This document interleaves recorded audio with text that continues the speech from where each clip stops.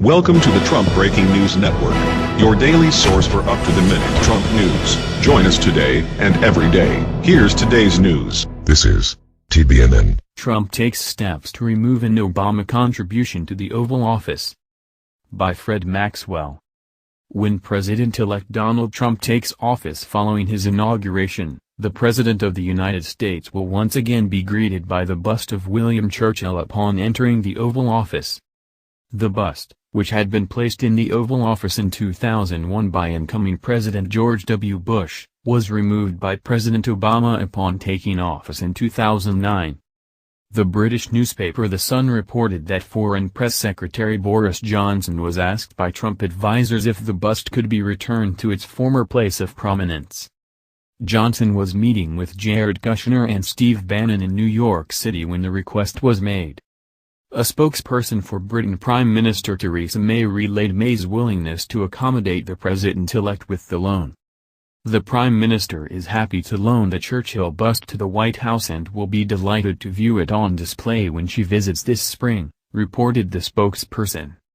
Obama was criticized for his decision to remove the bust and replace it with a bust of Dr. Martin Luther King. Johnson, then the mayor of London, ruffled feathers last April when he criticized Obama in an op-ed article for removing the bust of Churchill.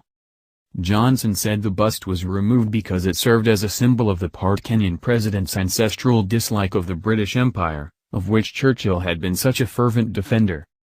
Obama responded to Johnson's remarks during a joint press conference with former David Cameron, who was prime minister at the time. "I love Winston Churchill. I love the guy," Obama said. The president said he moved the bust of Churchill to his private office on the second floor of the White House, where it rests outside the door.